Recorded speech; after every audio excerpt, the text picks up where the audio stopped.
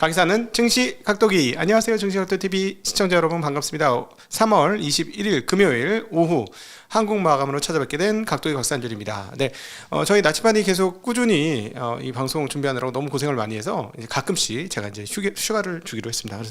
그래서 오늘 마감은 저 혼자 하게 됐고요. 오늘 또 중국 마감은 없이 가니까요. 오늘 한국 마감으로 다 가름이 되도록 하겠습니다. 자, 오늘 제목 이렇게 뽑아봤습니다. 배신의 국자. 빼앗긴 들에도 봄은 오는가. 잘 아시다시피 정말 거대한 유상증자 소식이 터졌습니다. 정말 깜짝 놀랄 정도 규모의 유상증자였고요. 이로 인해서 관련된 기업들이 그동안의 상승폭을 접고 뒤로 하고 상당히 큰 폭으로 하락하는 양상을 보여줬습니다. 자, 그럼에도 불구하고 오늘 거래소 종합주가 지수는 상승 마감하는 데 성공을 했습니다. 오늘 상승한 것 굉장히 눈에 띄는 대목인데요. 전 세계 증시가 모두 빠졌습니다. 미국 시장만 빠진 게 아니라 아시아 증시도 거의 대부분 빠졌습니다. 한국의 코스피를 제외하고는 인도네시아, 말레이시아, 인도 정도만 상승을 했고요. 특별히 오늘 중국 시장의 하락폭이 매우 크게 나오고 있습니다. 지금 현재 상하이 시장은 1.29% 하락을 했고요. 일본 니케이 지수는 0.2% 하락을 했고, 홍콩 H 지수는 2.1%, 그리고 홍콩 항생테크, 올 들어서 가장 많이 올랐던 항생테크는 제대로 된 조정을 받기 시작합니다. 오늘 3.12%나 떨어지는 그런 흐름 보여주었는데요. 그래서 이제 시장 전반적인 동향을 살펴보면 한국 거래소는 올 들어서 10.15%가 상승하면서 홍콩 증시 다음으로 세계에서 가장 많이 오른 증시가 되었고, 다음으로는 코스닥이 6.07% 연초 대비 올랐습니다. 금일은 코스피는 2643으로 마감이 되었고요. 그리고 코스닥은 719로 마감이 되었습니다. 각각 거래소는 0.23% 상승하고 코스닥은 0.79% 하락했습니다. 코스닥 하락은 조금 이따 더 말씀드리겠습니다만은 시총 상위 종목의 임상 승인 실패로 인해서 하한가 HLB가 하한가에 돌입을 하면서 시장 전반적인 지수를 끌어내렸다라고 정리해 볼 수 있겠습니다. 자, 오늘 거래대금 살펴보면 양시장 합산 21.3조 원의 거래대금을 기록을 했고요. 코스피는 13.7조, 코스닥은 7.5조를 기록했습니다. 고객 예탁금은 51.9조를 기록하고 있고요. 신용잔고는 코스피 10.4조, 그 다음에 코스닥 7.7조 합산해서 한 18.2조 정도로 그렇게 규모가 크지 않습니다. 지수가 조금 올라오긴 했습니다만은 신용은 크지 않다. 그래서 우리가 이제 보통 신용을 통해서 과열권 징후를 측정을 하는데 지수가 다른 나라에 비해서 좀 많이 올랐습니다만은 과열 징후는 아직 수급상에서는 없다라고 말씀드리겠습니다. 투자 주체별 매매 동향 살펴보겠는데요. 거래소에서는 개인이 5,400억 정도의 매도를 해주었고요. 반면에 외국인이 연일 요즘 매수를 하고 있습니다. 오늘 꽤 많은 매수를 했습니다. 약 8,500억 가량의 순매수를 보여주었고요. 기관은 약 4,000억 가량의 순매도를 보여주었습니다. 코스닥에서는 개인이 1,660억 매도, 그리고 외국인 530억 매수, 기관이 1,167억 매수를 했습니다. 투자 주체별 주요 매매 종목 한번 살펴보도록 하겠습니다. 요즘 외국인들 발군으로 매수를 해주기 때문에 외국인이 많이 사는 주식들은 꽤 오르는데요. 오늘도 외국인들이 매수했던 종목들은 오늘 상승 상위에 포진되었습니다. 삼성전자를 무려 5천억이 넘게 매수를 했고요. SK 하이닉스는 1,355억 매수를 했습니다. 포스코 홀딩스 867억, 삼성 SDI 360억 등을 샀고, 삼성전자 우선주도 매수 상위권에 포진이 되었습니다. 반면에 외국인들 매도한 종목은 삼성중공업, 하나시스템, 두산에너지, 하나오션, 현대차 순으로 매도를 했습니다. 기관은 되게 특색이 있는데요. 오늘 매수 상위 종목은 코덱스 레버리지를 샀어요. 이거 좀 웃기더라고요. 그리고 하이닉스, 유한양행, 삼성전자, KB금융 등을 매수를 해주었습니다만 순매수 규모는 외국인들에 비해서는 현저하게 떨어지는 그런 흐름을 보여줬고요. 기관의 매도는 역시나 하나에어로에서 매도를 제일 많이 보여줬고, 한올바이오, 하나시스템, 넥스원, 삼성중공업 등의 매도를 보여줬습니다. 연기금 매수는 하이닉스, 포스코홀딩스, 유한양행, LG화학 등이고요. 매도는 한올바이오, 하나시스템, 하나오션, 넥스원 등이 되겠습니다. 오늘 강세 업종으로는 기계장비 업종이 굉장히 많이 올랐는데요. 두산 에너빌리티가 많이 올라서 이 업종 전체에 상승폭이 크게 나타났습니다. 두산 에너빌리티가 5.8%나 올랐고요. 현대마린엔진, 삼익, THK, STX엔진, 두산밥캣 등이 상승을 했습니다. 다음으로는 유통업종이 많이 올랐는데요. GS글로벌이 무려 13%가 올랐고요. 그리고 홈플러스가 어려워지자 경쟁업체들이 굉장히 좋습니다. 이마트 6%, 호텔신라 3.9%, 그리고 포스코 인터내셔널도 5.7% 올라가면서 유통업종이 두 번째로 큰 폭의 상승을 보여주었고, 사실 오늘 외국인들의 매수가 가장 많이 작성된 전기전자 업종은 업종 흐름으로는 워낙 종목 사이즈가 커서 그런지 1.25% 상승하면서 상위 세 번째 업종으로 등극을 했습니다.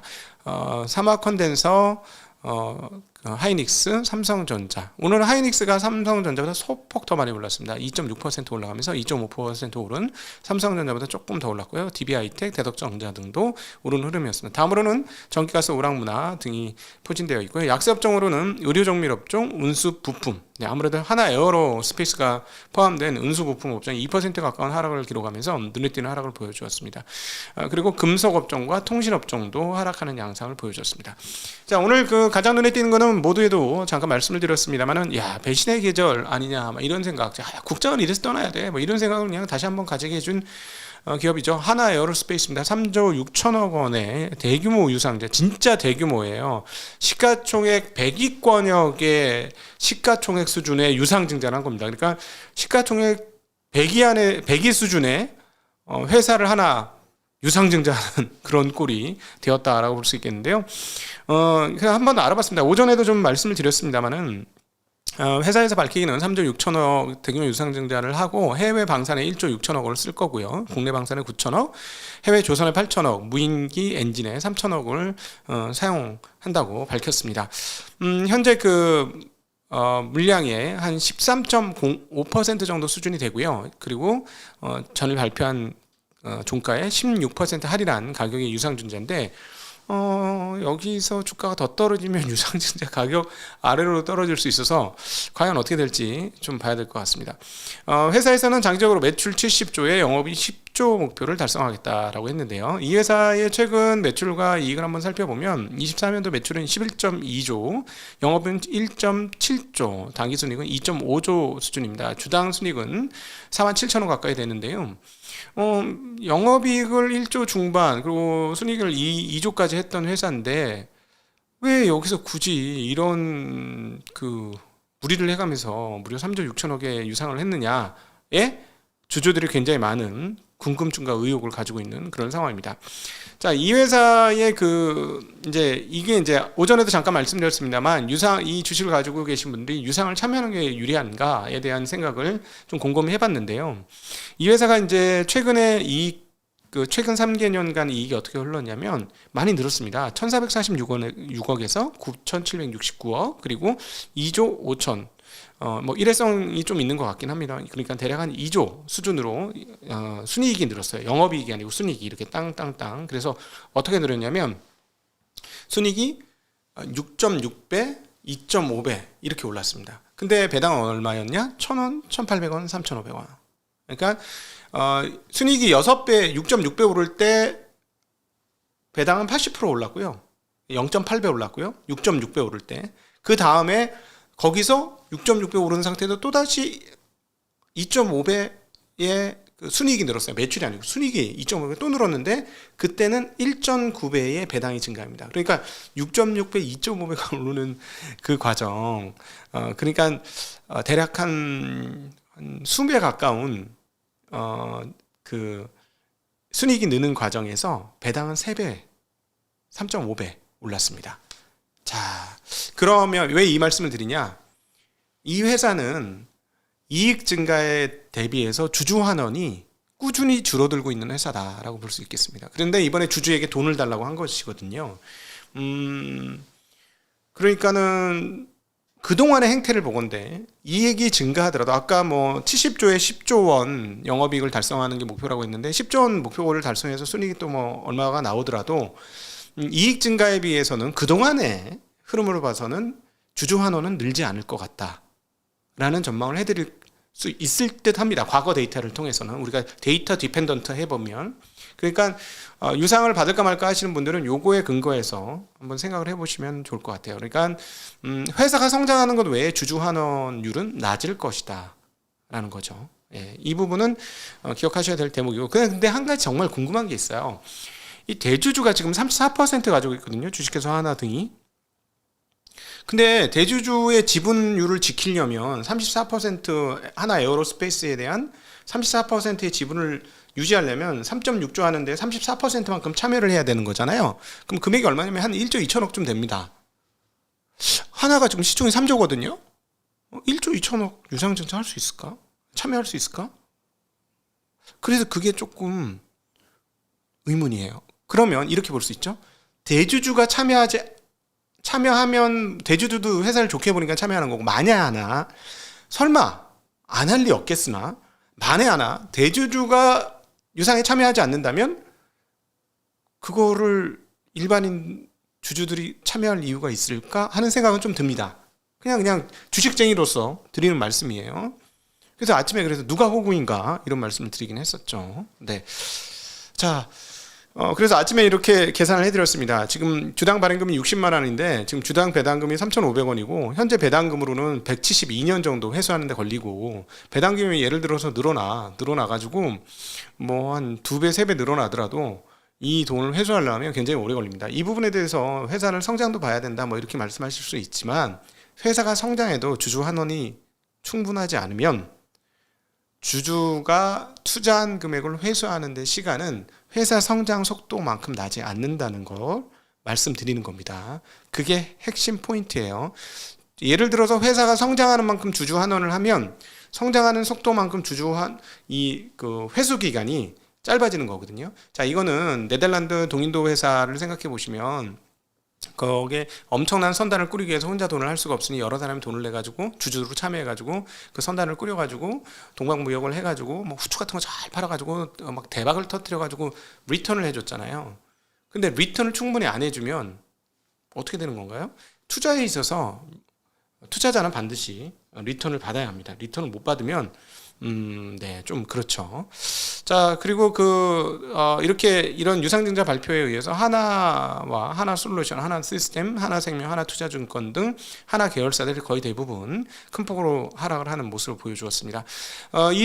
도대체 어디다 쓰려고 이러나 하고 좀 찾아봤더니 최근에 이제 관련된 뉴스는 호주 오스탈 조선소 인수건이 있어요. 최근에 한 9.9% 정도 인수를 했었고, 이거는 이제 추가로 그 옵션을 들고 있어서 추가로 9.9% 인수해서 대략 한 17, 8% 인수할 수 있는 계약이 있습니다. 그런데 이게 그러면 지난번에 9.9% 얼마에 인수했느냐? 1,650억이에요. 그러니까 이거 합산해봐야 한 3,300억 정도 되거든요. 그러니까 3.6조 원으로 이 오스텔 조선소 인수 다 한다? 그거보다는 돈을 훨씬 더 많이 해요. 그래서 아까 뭐 그 해외 방산 뭐 이런 얘기가 있어서 한번 찾아보니 아마도 중동과 유럽 등의 어떤 육상 무기 체계를 상당히 많이 팔지 않겠는가. 그래서 AS-21 레드백, 천무, K9 자주포, K10 탄약 운반 장갑차, 차륜용 자주포, LSAM 등등등을 아마 판매할 거고, 아마 그 판매 규모가 적지 않지 않겠느냐라는 예상은 해볼 수 있게 됩니다. 근데 여전히 주주로서는 2조 가까운 영업이익을 내는 회사가 여기서 갑자기 3개년 정도의 영업이익을 모아서 할 수 있는 거를 갑자기 돈을 왜 그렇게 급하게 땡기느냐, 그렇게 돈이 많이 필요하냐. 물론 대규모 계약이 있을 수 있다라는 그런 설은 있습니다. 자, 그럼에도 불구하고 주주로서는 흔쾌하게 오케이 하기는 되게 애매한데요. 자, 증권사 애널리스트의 코멘트 보도록 하겠습니다. 안유동 교보증권연구원은 영업활동 현금은 1조 4천억 수준이기 때문에 3, 4년에 걸쳐서 집행될 필요가 있었는데 굳이 유상증자를 통해서 자금을 조달한 점은 아쉬운 결정이다라고 얘기했고요. 유례없는 글로벌 재무장치대의 발빠른 투자는 어쨌든 필연적인 상황이다라는 코멘트를 해주었습니다. 한영수 삼성증권연구원은요, 회사의 손해가 현금 흐름이 최근 급격히 개선되고 있었음을 고려하면 이번 증자를 예상한 투자자는 많지 않았을 것이다라고 얘기하면서 추가적인 상승 여력을 정당화하기 위해서는 구체적인 지분 투자 대상과 예상 효과에 대한 정보가 필요하다라고 이야기를 했습니다. 최강식 다월투자증권 우리 센터장님이시죠? 목표가를 기존에 78만 원에 70만 원으로 하향을 했고요. 투자 당위성은 공감하지만 자금 조달 방법은 아쉽다라고 얘기하면서 주가 회복을 위해서는 구체적으로 밝히지 않은 해외 방산 투자 내용을 업데이트 해야 할 것이다. 그러나 공개하기 어려운 단계의 사업이 많을 것이다라고 얘기했습니다. 근데 대체적으로 보면 뭐 그렇게 썩 그 애널리스트들도 되게 긍정적인 반응을 보이진 않았다라고 정리해 볼 수 있겠습니다. 자, 오늘 이렇게 좀 어두운 소식이 있었던 데 반해서 시장 상승을 이끌었던 두 주역이 있죠. 삼성전자, 네, 외국인 매수가 무려 5천억이나 있었던 삼성전자가 하나 있었고요. 그리고 또 하나는 SK 하이닉스가 있었습니다. 이 두 회사 모두에게 걸치는 뉴스는 바로 미국에서 같은 업종을 영위하고 있는 마이크론의 실적 발표 때문에 그렇다라고 볼 수가 있겠죠. 마이크론은 25년도 다 완판이 되었고 26년도 제품에 대한 협상을 진행하고 있다라고 밝혔습니다. 기존의 매출 80억 매출에서 10억 달러 이상이 HBM에서 나왔고 이것이 더 늘어날 것이다라고 얘기했고 이것이 더 늘어나면 이익도 증가할 것이다라는 추정을 충분히 해볼 수 있겠습니다. 그러면서 시간에서 상승을 했고요. 이 부분들이 한국에 그대로 수혜로 다가오면서 하이닉스가 오늘은 삼성전자 조금 더 많이 오르는 흐름 보여줬고요. 삼성전자는 우선주까지 합치면 5천억이 훨씬 훌쩍 넘는 대규모 외국인들의 매수가 유입되는 그런 흐름들을 보여주면서 전 세계 증시, 특별히 중국 증시, 일본 증시, 주변 중국 증시가 모두 하락했음에도 불구하고 거래소 증시가 상승하는데 가장 큰 역할을 한 게 아닌가라고 볼 수가 있겠습니다. 자, 뉴진스 관련된 법원 판정이 나왔는데요. 뉴진스의 독자적 활동을 금지해달라는 어도어의 그 요청을 법원이 그러니까 받아들였습니다. 그래서 독자적인 활동을 하면 안 된다는 법원 판정이 나온 건데요. 과거에 최근에 어도어가 뉴진스 5멤버를 상대로 기획사 지위 보존 및 광고 계약 체결 등 금지 가처분 신청을 했는데 이것을 법원이 받아들인 겁니다. 원래 이제 시간의 흐름을 보면 뉴진스가 지난해 11월에 어도어의 전속 계약 위반으로 계약이 해지됐다라고 밝히면서 독자적인 활동을 시작했죠. 이름도 좀 바꿨죠, 영어로. 근데 이에 대해서 어도어가 뉴진스의 전속 계약은 2029년 7월까지 유효하고 계약 해지 사유가 인정되지 않는다라고 반박하면서 이렇게 법원에다 이 내용을 신청을 한 건데 법원이 받아들인 것이 되겠습니다. 예. 그리고 어도어는 올해 1월 달에 독자적으로 광고 계약을 체결하는 것을 막아달라는 가처분 신청을 내었고요. 추가로 작사, 작곡, 가창 등 음악 활동을 비롯한 연예계 활동을 금지해달라며 가처분 신청 취지를 확대해서 법원에 신청을 했는데 이거를 지금 받아들인 것이 되겠죠. 그러니까 계약 관계에 있는 뉴진스가 우리가 이렇게 하면 이렇게 해줘 했는데 이렇게 안 하면은 이거 계약 위반이야 이렇게 얘기해서 그거 안 해줬으니까 계약 위반이야라고 얘기했는데 이것이 이제 법원에서까지는 아직 판정이 다 이루어지지 않은 상태고 오히려 회사 측의 요구를 법원이 들어준 것이다라고 볼 수 있겠죠. 그래서 지금 뉴진스는 독립 활동을 지속하기 위해서 법적 근거를 마련하는 그런 중인데 사실은 쉽지 않을 것 같습니다. 이게 대중 기반으로 활동을 하는 그룹이긴 하지만 회사와 계약 관계가 있거든요. 그래서 자본, 그러니까 회사와 그 자본과 계약 관계가 있는데 앞으로 이 건이 그 회사 자본과의 계약 관계를 어떻게 볼 것인가에 대한 중요한 판례로 작동하게 될 사건이다라고 보고 있습니다.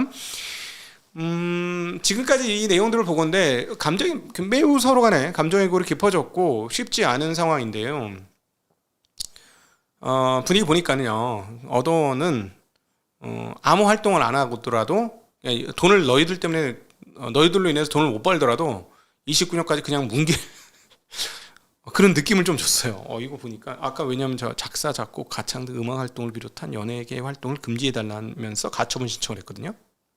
그걸 감안해 보면 그냥 아무것도 하지 마. 29년까지. 자, 그렇게 되면은 사실상 아이돌이라나요? 아이돌. 좀 어린 아이돌. 어른돌이 아니고 아이돌인데 아이돌이 29년이 되면 다 완전히 성숙하게 되는 건데 우리가 앞으로 4년이나 더 남았고요. 그렇게 될 경우 만약에 활동을 못하게 될 경우 과연 뉴진스는 어떻게 될 것인가. 참 여러 가지 생각이 많이 듭니다. 여러 가지 생각이 많이 들어요. 예. 근데 자본은 당연히 계약 관계가 있기 때문에 이렇게 행동할 수밖에 없을 것 같긴 하고요. 근데 이거 또 예를 들자면 이 대중 활동을 하는 사람이고 대중적인 지지를 받는 그룹에 대해서 기업이 이런 식으로 행동을 했다라는 걸 대중이 또 어떻게 받아들일까? 그러면은 앞으로 그 하이브는 어떻게 인식을 해야 할까? 굉장히 이거는 향후에 시간을 두고 판정이 날 문제입니다. 왜냐하면 대중이 뉴진스한테 한 행동을 어떻게 생각하고 있는지와 그것을 피드백으로 어떻게 어떻게 기업에게 피드백을 주는지 여부. 그 피드백으로 인해서 기업이 어떤 그 피드백 루프를 가지게 되느냐의 여부가 굉장히 중요하겠죠. 예전 같으면 이런 게 이슈도 안 됐을 거예요. 그러니까 계약 뭐 너희가 우리의 이야기를 안 들어준 계약이 이런 얘기 하는 것 자체 그 뭐 유튜브나 이런 툴이 없었기 때문에 아마 힘들었을 것 같고요. 아마 그냥 묻혔겠죠. 근데 이제 이게 유튜브나 이런 것 등의 대중 소통 채널이 엄청나게 많아졌기 때문에 여기까지는 오게 됐는데 이 계약관계의 법적 그 기반이 있기 때문에 이것을 한꺼번에 원하는 대로 다 뒤집을 수는 없는 거였죠. 그래서 과연 이 문제가 과연 어떻게 될 건가 굉장히 관심이 많습니다. 예, 재미난 대목이 될 것 같습니다. 자, 다음으로 예전에 한번 저희가 언급드렸던 건데 호반그룹, 네, 대한전선의 대주주 호반그룹이 LS 주식회사의 지분을 계속해서 매입하고 있는 거 아니냐는 의혹이 있습니다. 왜 그러냐면 LS 거래 내역을 분석해 보니까 올해 초부터 이번 달 14일까지 분석을 해보니까 기타 법인으로서의 LS 주식 매수가 102만 8,720주인데요. 이거를 따져보니까 의결권 기준으로 3.8%에 해당한다고 합니다. 지난번에 3% 매입했다라는 거는 얘기를 드렸죠.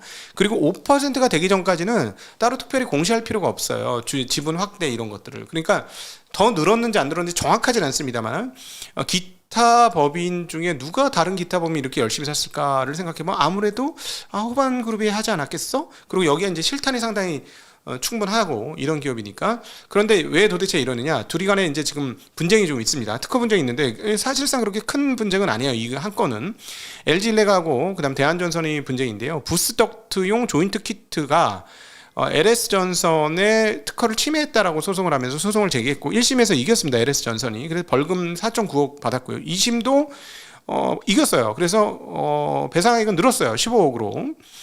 그리고 또 하나는 요거는 그래도 규모가 크지 않은데 뭐 이걸 가지고 저렇게 지분까지 사고 그런가 봤더니 하나 또 있더라고요.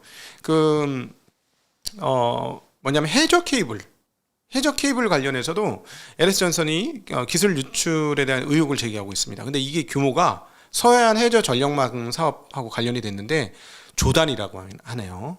그러니까 그래서 무슨 부품 하나 가지고 저렇게 싸워 했는데 그 밑단에 더 큰 내용들이 조금 있었던 것은 있는 것 같습니다. 그러니까 이 부분들을 어떻게 할 거냐? 대한전선 입장에서는 첫 번째 이제 소송하고 있는 거에 대해서는 선행 특허가 이미 존재하고 있고 LS전선의 특허는 진보성과 신규성이 없기 때문에 그 가치가 없다. 뭐 이렇게 또 주장을 하고 있는데 과연 이게 어떻게 될까요? 여기 이제 국민연금이 5% 이상 지분을 가지고 있거든요. 자, 과연 어떻게 될까요? 재밌죠? 기분 나쁘면 팔고 나가. 이렇게 했던 게 이제 부메랑으로 돌아올지 어떻게 될지 아주 재미난 대목이 되겠습니다. 자, 오늘 그 코스닥 시장이 거래소에 비해서 낙폭이 크게 나타났던 이유는 HLB발 폭락건 때문에 그렇습니다. HLB 하한가, 리보세라는 이라는 표적 항암제 제품을 만들었고요. 이 리보세라림이 뭐냐면 경구용 먹는 표적 항암제이고요. 암세포의 신생혈관 생성을 억제하는 기전을 통해서 암세포의 성장을 막는 약물입니다. 그래서 지금은 이제 간암 치료제로 지금 등재를 하려고 하는 건데 사실은 뭐 효과성은 암에 이렇게 여러 암에 다 쓰일 수 있어서 간암이 1차고 이게 성공되면 뭐 다른 쪽으로도 더 나간다. 뭐 이런 이야기가 되겠죠. 근데 이제 이 리보세라니 혼자서 한 게 아니라 항서제계 칼릴리주맙과 병행 사용으로 간암 1차 치료제 승인을 요청을 했었거든요. 미국 FDA에. 근데 지난번에 한번 떨어졌어요. 지난번에 떨어졌을 때는 제조 품질 관리와 임상 실사에 문제가 있다라고 해가지고 보완 요청서 CRL (Complete Response Letter를) 받았어요. 이거 그러니까 보완 요청서를 받아가지고 그냥 탈락인 거예요. 이번에 그래서 다시 좀 조정을 해서 냈거든요. 근데 이번에는 아까는 그 제조 품질 관리하고 임상실사였는데 임상실사는 떨어졌고 제조 품질 관리의 지적 사항이 충분히 해소되었지 않다는 이유로 또 다시 보완 요청서인 CRL을 받았습니다. 그래서 또 떨어진 거죠. 그래서 회사에서 뭐라고 하냐면 항소제약의 공장 제조 품질 관리에 대한 지적을 받은 거고 5월에 재허가를 신청하겠다. 그래서 심사 진행 관련해서 클래스 1으로 구분될 경우 최소 2개월이 더 걸려서 7월에 가시적 결과가 나타날 거다라고 했는데 회사는 회사에 이 얘기를 했으나 2번 연속이잖아요. 지난번에 항소제약 탓을 했거든요. 근데 또 항소제약이잖아요. 근데 뭔가 이렇게 되면 투자자가 어떻게 되냐면 아니 보완을 하고 했어야지 뭐 하는 거야 이렇게 되면서 첫 번째는 그래도 한 가닥 희망을 갖는데 이렇게 되면은 충격을 많이 받습니다. 이 회사가 시가총액이 상위 종목이 3위인가? 코스닥 3인 거예요. 그러니까 이번 거는 처음에 하한가 시작했다 올리다가 그냥 다시 하한가로 주저앉았어요. 그만큼 실망감 매우 크다는 거고, 이로 인해서 어제는 바이오 주식이 전반적으로 좀 타격을 받았던 것 같고, 오늘은 좀 다르고요. 그럼에도 불구하고 워낙 시가총액 상위 종목들이 하한가를 빡 찍어버리고 얘만 있는 게 아니라 그 파나진, HLB 생명과학, HLB 제약, 제넥스, 바이오스텝 등등등이 있어요. 모두 크게 떨어졌어요. 그러면서 이 시가총액 4위 종목이 떨어지다 보니까 코스닥 시장이 하락하는 그러한 양상을 보여주었습니다. 네, 다음으로는 맥주값이 올라간다고 합니다. 오비 맥주 가격 인상을 발표했는데요. 카스, 오비 맥주, 한맥 등의 주요 맥주 제품 공장 출고 가격을 평균 2.9% 인상한다고 합니다. 대신에 제일 많이 팔리는 500ml짜리 캔은 현행 가격을 유지한다고 하네요. 원 부자재의 비용 상승 압박이 커지고 있기 때문에 올렸다. 고환율로 인해. 근데 고환율, 고유가 상황에 장기화돼. 고유가는 아니잖아. 이거 옛날에 써놓은 거 그냥 올린 것 같아. 고환율, 고유가 상황 때문에 그랬다는데 고유가는 아니거든요. 고환율은 맞지만. 네. 그래서 전반적인 내수 환과 소비자 부담을 고려해서 인상률을 최소화했다고 하는데요. 2.9% 올랐는데 앞으로 식당에서의 맥주값은 어떻게 될까요? 여러분의 생각을 적어주십시오. 얼마나 올라갈지. 네. 그리고 여러분의 생각을 적어주십시오. 하나에 대한 여러분의 생각, 유상증자에 대한 생각은 어떠한지. 어쩔 수 없이 회사 발전을 위한 필연적인 것이었다. 아니면 너무 심하다. 뭐 이런 식의 이야기를 적어주시면 좋을 거. 여러 사람들의 의견을 서로 나누는 그런 장이 되지 않을까 싶습니다. 이런 생각을 해봅니다. 만약에 상법 개정이 확정적이 된다면 그 전에 이런 유상증자권이 되게 많이 있을 수도 있겠구나. 상법 개정 되기 전에 주주들이 덤비기 전에 빨리 끝내놔야지. 뭐 이런 것들 충분히 있을 것 같고요.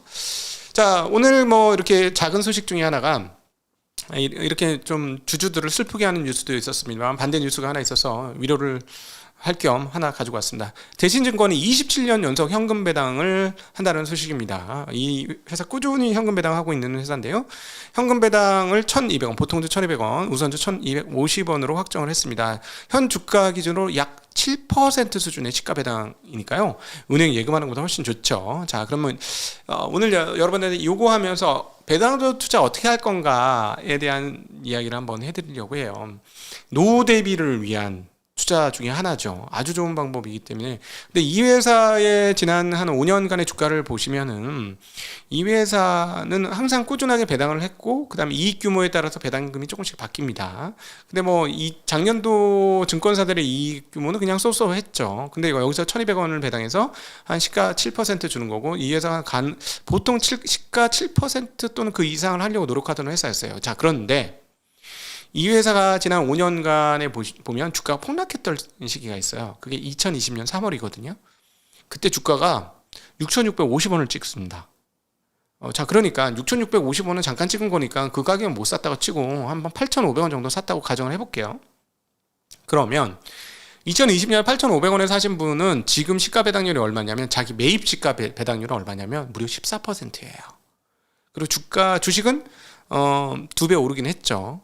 그러니까 근데 그때 8,000원대에 만약에 사신 분, 저가는 6,600원대였으니까 그거보다는 좀 비싸게, 이건 충분히 살 수 있었으니까 8,000원대에 사셨던 분들은 배당을 받은 거를 만약에 재투자를 했다면 어떻게 되느냐? 지금 5년에 세금이 없다고 가정하면 5년에 자기가 투자한 돈만큼이 돈이 빠져나와서 주식이 한 주가 두 주가 되는 그런 개념이 발생하는 거죠. 자, 그래서 여러분한테 드리고 싶은 말은, 노후를 위한 투자 중에 하나, 배당률이 매우 높은 주식이 어떤 이슈로 인해서 주가가 뚝 떨어지면 오래도록 배당을 해주는 회사는 항상 그 배당률을 지키려고 합니다. 그런데 그 회사가 주가가 떨어졌을 때 사면, 주가가 원복했을 때는 어떻게 되느냐? 저가에 매수한 사람의 자기 매수 단가 대비 시가 배당률이 엄청나게 올라가는 일이 발생한다. 자, 그러면 세상 따뜻한 일이 벌어진다 라는 말씀 드리죠. 시간이 너무 많이 갔네요. 이게 이슈가 이거 너무 적은 거 아닌가 하다가 오늘 큰 이슈가 있다 보니까 얘기가 조금 길어졌습니다. 양해를 부탁드리고요. 자, 여러분 그럼에도 불구하고 한국 시장 상대적으로 상당히 좋았다라는 거 눈에 띄는 대목이고요. 외국인들이 삼성전자와 하이닉스나 한국의 대표주들을 매입하고 있다는 것도 눈에 띄는 대목이 되겠습니다. 행복한 주말 되시길 빌겠습니다. 안녕.